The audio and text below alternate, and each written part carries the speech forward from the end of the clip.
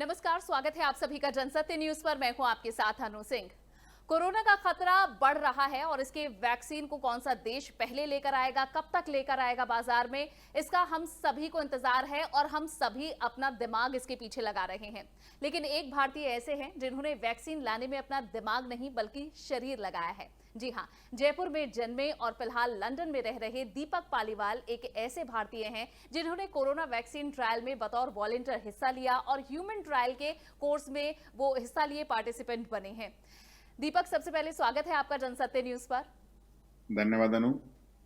दीपक, आपने corona vaccine के human trial का जो फैसला लिया, उसमें हिस्सा लेने का, वो फैसला क्यों लिया, कैसे लिया, मैं इस बारे में जानूं। इससे पहले आप हमारे दर्शकों को ये बताइए कि किस हॉस्पिटल या यूनिवर्सिटी का ये रिसर्च रहा है जिसमें आप पार्टिसिपेंट रहे।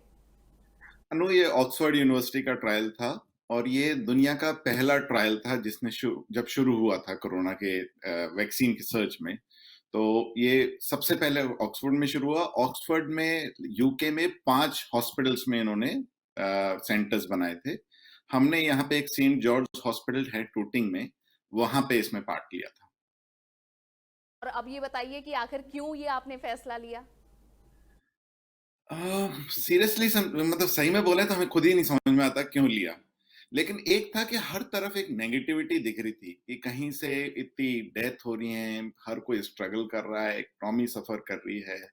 तो लगा कुछ तो इलाज होगा इसका, और तब कोई इलाज दिख ही नहीं रहा था। तो एक एक दिन एक किसी ने मैसेज भेजा कि देखिए ये एक ऐसा ट्रायल है। तो हमने कहा चलो कोशिश करते हैं, यदि सक्सेसफुल है तो शायद कर लें, क्योंकि उन्होंने ये बोला था कि आप लास्ट मिनट तक भी विड्रॉ करना चाहें तो कर सकते हैं। और इसकी एंट्री के बहुत स्ट्रिक्ट रूल्स थे, पैरामीटर्स चेक करना कि आप हेल्दी हैं। और ये फेज 2 ट्रायल कहलाती थी, तो हेल्दी व्यक्तियों पर ही हुई थी। अच्छा। तो सिलेक्शन हुआ और फिर डोज लिया।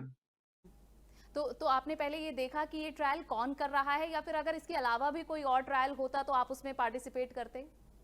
नहीं, हमको ऑक्सफोर्ड यूनिवर्सिटी का काफी बिकॉज नाम था, और देखा कि एक एक ये कोई फार्मा स्पॉन्सर्ड नहीं है, क्योंकि फार्मा स्पॉन्सर्ड कई बार एक बिजनेस अपॉर्चुनिटी के लिए भी होता है। तो ये तो एक ऑक्सफोर्ड यूनिवर्सिटी का खुद का रिसर्च था, तो उससे एक वो मिलता है बल कि हाँ चलिए एक अच्छी यूनिवर्सिटी का है और क्यों नहीं करा जाए उनके साथ काम।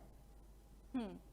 तो दीपक, जब आपने इसके लिए एनरोल किया तो उससे पहले अपनी रिसर्च कर ली थी या फिर इसी रिसर्च पर आपको भरोसा था। नहीं नहीं नहीं, बिकॉज फार्मा बैकग्राउंड है तो इतना तो पता ही है कि क्या मतलब क्लिनिकल ट्रायल्स होती हैं, कैसे होती हैं। बस एक ये डर था कि बहुत जल्दी जल्दी हो रहा था। एक क्लिनिकल ट्रायल को स्टार्ट करने में 2 से 3 साल लग जाते हैं, हाँ। कि पहले एनिमल स्टडी होगी। तो ये बहुत स्पीड से हो रहा था, क्योंकि आप समझिए दिसंबर में शुरू हुआ था ये कोरोना, और करते करते आप अप्रैल में ह्यूमन ट्रायल करना शुरू कर दें। तो एक बार वो लगता है कि नहीं ऐसा होता नहीं है, लेकिन जब विश्वास हो कि एक अच्छी यूनिवर्सिटी है, साइंटिस्ट हैं, डॉक्टर्स हैं, और शायद वो सभी दुनिया का भला करने जा रहे हैं, नॉट फॉर कमर्शियल पर्पस, तो एक एक मिलता है कॉन्फिडेंस उसमें। ये ट्रायल कब किया था, कितने दिन का ये रहा था पूरा कोर्स। ये शुरू हुआ था, आप समझ लीजिए अप्रैल में, जो ऑक्सफोर्ड यूनिवर्सिटी ने लॉन्च किया था, और अभी तक चल रहा है। तो हमारा यदि व्यक्तिगत लें तो उन्होंने एक इंजेक्शन दिया, उसके बाद एक हर वीक टेस्ट करते थे, फिर 29th डे पे एक बहुत मेजर टेस्ट होते हैं, मतलब ब्लड टेस्ट वगैरह। और अभी तक चल रहा है ये इतनी जल्दी खत्म होने वाला नहीं है। और अब फेज 3 शुरू हो गए इसके। तो पहले फेज 2 में 1000 लोग थे, और फेज 3 में 10,000 हैं, और कुछ देश और जोड़ दिए, कुछ और कंट्रीज जोड़ दिए हैं कि रेस रिलीजन, और no sorry not religion, race को कैसे देखा जाए कि एक्सपीरियंस से इस जुड़े हुए लोग अलग अलग कंट्री के, कि अगर ये बिल्कुल दवा बन जाए, ये वैक्सीन बन जाए तो अगर अलग अलग देशों में जाएगी तो वहां किन लोगों पर कैसा असर होगा, इसी तरह से कुछ। बिल, बिल्कुल, बिकॉज आप देखें हर कंट्री इसके लिए एक अलग ढंग से बिहेव कर रहा है, क्योंकि अपने जीन्स अलग हैं। आप यूके का ही लें तो यहाँ पे कुछ कम्युनिटीज जैसे ब्लैक्स, एशियंस, और जो माइनॉरिटी हैं, एथनिक माइनॉरिटीज हैं, उनमें ज्यादा इनका दिखा है वायरस का, और डेथ भी ज्यादा हुई है। आप समझ लीजिए पूरा दुगुना है as compare to the whites death in these 4 communities. तो आप सोचिए कि ये जीन्स कैसे फर्क पड़ते हैं। तो और इंडिया में नहीं होता, हर कंट्रीज में लोग ट्रायल कर नहीं सकते, तो इसलिए कोशिश करते हैं कि हर कंट्री के एक जीन्स को कोई रिप्रेजेंटेशन हो इन ट्रायल्स में।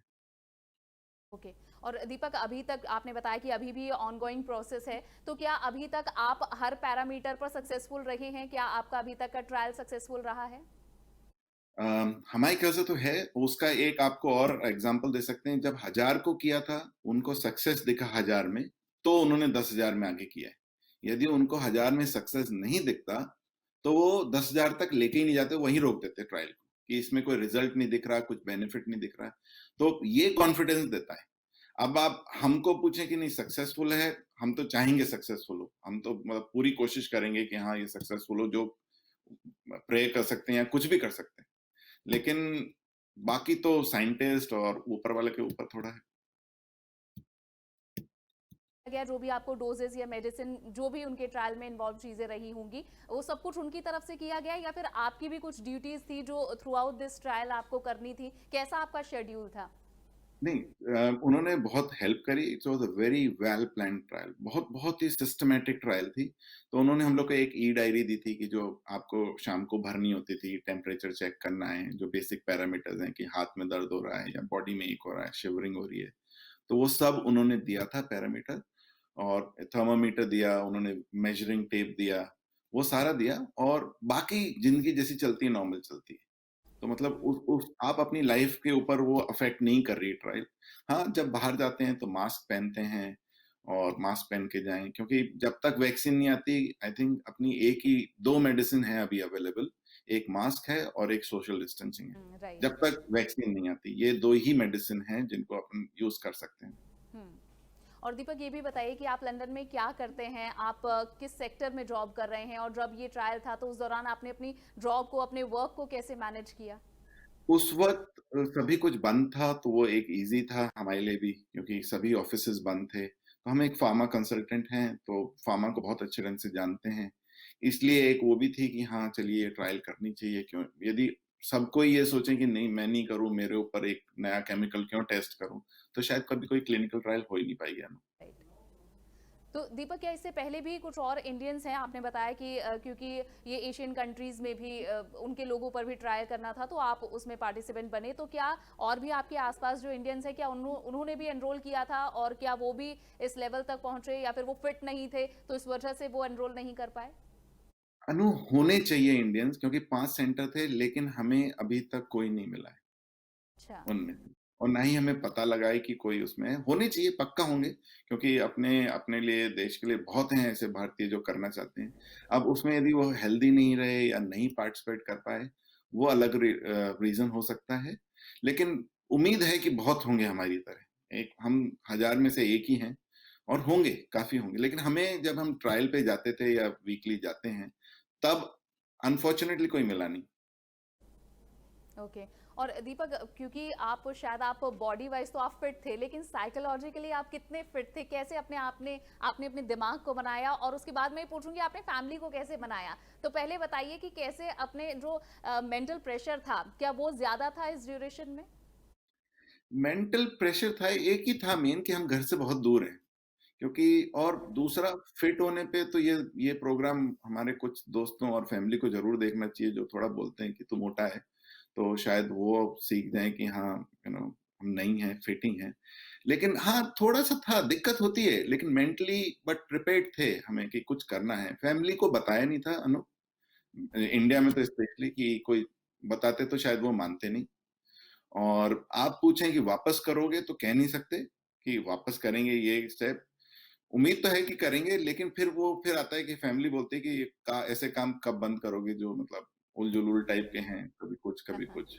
और घर पे सबसे छोटे होने का यही वो होता है शायद दुरुपयोग, कि कोई भी कुछ भी बोल देता है। अच्छा। तो अभी तो आई एम होपिंग कि सभी फैमिली को पता होगा, और लोग शायद जिस तरह से आपको कंग्रेचुलेट कर रहे हैं, तो मे बी कि they are also feeling proud. तो क्या अगर आप दोबारा परमिशन लेंगे तो परमिशन मिलेगी या नहीं? मुश्किल है, मुश्किल है। खुश हैं, सब लोग खुश हैं कि चलो कुछ मतलब कुछ अच्छा हो रहा है, हमारे ज़रिए हो रहा है किसी का अच्छा। और सबसे बड़ी बात ये, खुश इसलिए कि हमने पार्टिसिपेट किया। वो इसलिए खुश नहीं है कि हमने वैक्सीन सक्सेसफुल होगी कि नहीं। क्योंकि अभी हमें भी नहीं पता सक्सेसफुल होगा, और अच्छी बात है कि हम जब आपसे बात कर रहे हैं तो हमें भी नहीं पता। हमको यही है कि हमने अपना काम किया, हमने पार्टिसिपेट किया, और साइंटिस्ट काम कर रहे हैं, सब कोई काम कर रहा है, तो अच्छा ही होना चाहिए इस चीज़ से। हुँ। और दीपक, क्योंकि जब आप इसके बारे में पढ़ रहे होंगे, इस रिसर्च के बारे में, तो क्या आपने देखा था कि इसके क्या नेगेटिव इम्पैक्ट क्या होंगे, क्या इसके रिस्क होंगे? क्या ये आपने? उन्होंने भी पढ़ने को छोड़ के उन्होंने भी पूरा बहुत सारा डेटा दिया था, उन्होंने वीडियो दिखाए थे कि भई ये रिस्क हो सकती है, ये रिस्क हो सकती है। और क्योंकि उनका फर्ज़ बनता है, जो क्लिनिकल ट्रायल वाला है कि सबको कोई छुपा कुछ नहीं रहे, कि ऐसा आप एक अननोन केमिकल ले रहे हैं तो आपके बॉडी में जाएगा, कुछ रिएक्शन हो सकता है। तो वो मॉनिटर करते हैं, रिस्क है, लेकिन हर क्लिनिकल ट्रायल में रिस्क है। कोई ऐसा नहीं है कि केवल इसी क्लिनिकल ट्रायल में। हाँ, एक रिस्क ज़रूर दिखता है कि ये वैक्सीन है, तो ये आपके बॉडी में इंजेक्ट हो गई है। यदि कोई दवाई होती है और एलर्जी हो जाए, तो आप अगले दिन रोक सकते हैं उसको, टैबलेट होती है या कैप्सूल होती है ना। लेकिन वैक्सीन को आप कैसे निकालोगे वापस? बॉडी में तो चली गई वो, या तो कोई एंटीडोट लाओ, लेकिन उसके लिए अभी जब वैक्सीन ही बनी तो एंटीडोट तो बहुत दूर की बात है। जी, जी। तो क्या आपने ये भी सुना था कि किन्हीं लोगों ने ट्रायल में हिस्सा लिया हो और उनके ऊपर ये जो रिस्क जो आपने पढ़ा था, शायद उसका बुरा असर पड़ा हो? क्या कुछ ऐसे भी एग्जाम्पल आपके सामने आए थे, तो उनसे हुँ। डर नहीं लगा? नहीं, अभी तक पुराने क्लिनिकल ट्रायल के रिस्क तो ऑब्वियसली पड़े हैं, मतलब फार्मा में काम करते हैं तो वो तो पड़ना ही है। लेकिन इस क्लिनिकल ट्रायल का अभी तक ना तो सुना है और ना ही पता लगा है कि कोई भी पेशेंट को कुछ हुआ हो। तो रिस्क कितना था? आउट ऑफ 100 कितनी मतलब पॉसिबिलिटी थी रिस्क की? 50-50% it's just a toss of a coin, it can go hmm, anywhere. Right. तो आपकी और आपकी वाइफ भी आपके साथ रहती हैं, तो उनका रिएक्शन, हालाँकि मैंने इतना जान लिया है कि उनका रिएक्शन बहुत ज़्यादा गुस्से वाला था और वो बिल्कुल भी इस डिसीज़न से खुश नहीं थी जब आपने उनको बताया था। तो अभी इज़ शी नॉर्मल? नहीं, नहीं, शी वाज़ ऑलवेज़ नॉर्मल। कोई ऐसा नहीं कि उनको गुस्सा करने का शौक हो। गुस्सा नहीं थी, एक चिंता होती है। गुस्सा करना वर्ड थोड़ा गलत हो जाता है कि एक चिंता होती है कि वो सब हम लोग के मन में एक ही था कि घर से बहुत दूर है। हुँ, और एक ये बहुत जल्दी हो रही थी क्लिनिकल ट्रायल, आप वो समझिए कि क्लिनिकल ट्रायल को सालों लगते हैं। और हुँ। ये आप कोरोना शुरू हुआ है दिसंबर में और अभी शुरू होते ही मेडिसिन लॉन्च हो मतलब ट्रायल पे अप्रैल में हो गई, तो पहले एनिमल स्टडीज, सेफ्टी एस्पेक्ट्स, वो एक डर था। और वो भी फार्मा से ही हैं, तो उनको भी उतना ही पता है जितना हमें पता है, शायद हो सकता है उनको ज़्यादा ही पता है। तो उन्होंने बोला कि भई देख लो, अपन घर से दूर हैं, कुछ हुआ तो कौन रिस्पॉन्सिबिलिटी लेगा? घर बता नहीं रहे हैं। तो वो था उस I don't think so she was angry. हाँ, थोड़ा-सा वो लगता है, लेकिन विदिन जब ले ही लिया है तो अब क्या कर सकते हो? घर से तो निकाल नहीं सकते। क्योंकि अब दीपक आप फिट हैं एज़ यू आर सेइंग कि, और बहुत ठीक से आपका ये ट्रायल अभी भी कंटिन्यू है। तो क्या आपको लगता है इज़ शी दैट कॉन्फिडेंट कि अगर आगे मौका मिला तो क्या वो भी इस ट्रायल का हिस्सा बनेंगी? नहीं, पॉसिबल ही नहीं। वो नहीं, तो वो इस ये काम घर पे हमने ही ले रखा है, ऐसी चीज़ करने का। ओके। और जयपुर में आपकी फैमिली का क्या रिएक्शन है अभी? अब ठीक है सब, अच्छे खुश हैं, सब खुश हैं, सब तारीफ़ करते हैं। बस यही बोलते हैं आगे से ऐसे काम मत करना। तो एक वार्निंग आपको दे दी गई है।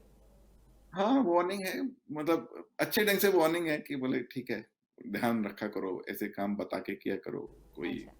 अच्छा, हड़बड़ी और में मत किया आपके करो। आसपास या फिर उस जगह पर जहाँ आप काम करते हैं, जो आपके फ्रेंड्स होंगे लंदन में, उनका कैसा रिएक्शन है? 2-3 फ्रेंड्स तो बिल्कुल सपोर्ट में रहे, और ऐसा नहीं कि लंदन के ही फ्रेंड, जयपुर के भी फ्रेंड्स, उनको कइयों को बहुत पहले बता दिया था फैमिली के बताने से पहले। कई लोग तो ऐसे थे, एक हमारी फ्रेंड हैं, वो तो बोलते थे कि भई तुम जाओ हॉस्पिटल के बाहर, मैं खड़ी खड़ी रहूँगी। बट ऐसा नहीं है कि कुछ हो, हमें ऐसा कुछ नहीं होता, कोई आया नहीं, हम अकेले जाते थे और 15 किलोमीटर था, साइक्लिंग करके जाते थे, साइक्लिंग करके आते थे। हुँ। कोई दिक्कत नहीं। और जयपुर के कुछ लोगों ने तो बहुत बोला, बोले तू तो दिमाग खराब है। दोस्त जो क्लासमेट हैं, हम लोग का एक उन्होंने ग्रुप बना रखा है जिससे कॉन्फिडेंस मिलता है। एक हम लोग का ग्रुप है अमन के जिगरी।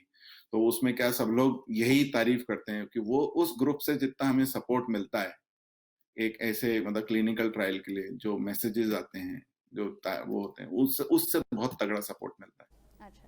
तो दीपक, अगर किसी को भी क्योंकि हम यहाँ इंडिया में हों या फिर बाहर किसी भी देश में हों, क्योंकि रिसर्च सब जगह चल रही है, इंडिया में भी चल रही है, आपको पता होगा कि शायद कोशिश की जा रही है कि 15 अगस्त तक जो वैक्सीन है उसे लॉन्च करने की कोशिश की जाए। तो जो लोग आपको सुन रहे हैं and you are very positive, as I can feel it in India as well, तो आप उनको क्या कुछ बताना चाहेंगे, कुछ कहना चाहेंगे, उनको एनकरेज करना चाहेंगे कि अगर इस तरह के ट्रायल का मौका मिले तो शायद वो भी पार्टिसिपेट करें? अनु, एक चीज़ हम बताना चाहेंगे, जो 15th अगस्त वाली ट्रायल की बात हो रही है, वो इतनी जल्दी पॉसिबल नहीं होता। ये आप मतलब आपके दर्शकों को भी बताएँगे, नहीं हो पाएगा क्योंकि क्लिनिकल ट्रायल टाइम लगता है। आप सोचिए, ये क्लिनिकल ट्रायल लिटरली शुरू हुई है जनवरी से और अपन जुलाई में हैं आज। तो ये सेफ्टी बहुत सारे पैरामीटर्स होते हैं, तो ये ढाई वो एक है ना 2.5 दिन का मकबरा या चोपड़ा जो भी है अपने हम्म। भरतपुर के आसपास, वो नहीं बन सकती, इसमें टाइम लगेगा। लेकिन हम यही बताते हैं, आप सब लोग पार्टिसिपेट करें। हमारे पास डायरेक्ट मैसेज आते हैं फेसबुक पे कि हम पार्टिसिपेट कर रहे हैं। एक ने हमसे वीडियो कॉल करी कि दीपक आई एम गोइंग, और कोई उधर के हैं वेस्ट बंगाल के, और वो बंदा 400 किलोमीटर चल के उड़ीसा जा रहा है फॉर ट्रायल अपने सेंटर। तो हमने कहा भाई बहुत अच्छा काम कर रहे हो, केवल उस पे फोकस रखो, अच्छा हम्म। होगा। और सब लोग कर रहे हैं क्योंकि ये चीज एक व्यक्ति को फायदा नहीं होना है, इसको हम्म। पूरे समाज को, पूरी दुनिया बिल्कुल। को फायदा होगा इस ट्रायल से। और जितनी भी ट्रायल है सब, आप ये समझिए, सबसे पहला उनका इम्पोर्टेंट पॉइंट होती है सेफ्टी एस्पेक्ट्स। कोई भी आपकी जान से रिस्क नहीं लेगा, तो वो लोग सेफ्टी ट्रायल कर रहे हैं। और मैक्सिमम सबको पार्टिसिपेट करना चाहिए। क्यों नहीं करना चाहिए पार्टिसिपेट? यदि कोई नहीं करेगा तो कोई दवाई डेवलप नहीं हो सकती। और आप भी करेंगे, हम तो ये कह रहे हैं, आपको चांस मिला, आप भी एग्जैक्टली करेंगे। आपकी बात सुनने के बाद मैं भी ज़रूर मतलब मुझे भी ये फील करना है कि मैं भी किसी इतनी बड़ी रिसर्च का और इतने बड़े एक आविष्कार का मैं कहूँगी कि मैं उसका पार्ट रही हूँ। अगर ये दवाई बनेगी तो आपको कैसा लगेगा, आप कैसा महसूस करेंगे जब अगर ये खबर आती है कि हाँ अब ये वैक्सीन बन चुका है, डेवलप हो चुका है तो? बहुत अच्छा लगेगा कि एक चलो छोटा-सा कंट्रीब्यूशन रहा, लेकिन रहा।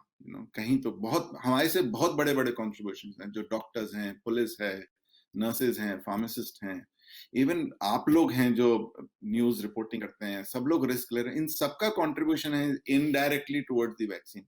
केवल जिसने इंजेक्शन लगाया उसका कंट्रीब्यूशन नहीं है, साइंटिस्ट हैं, बहुत लोगों का है।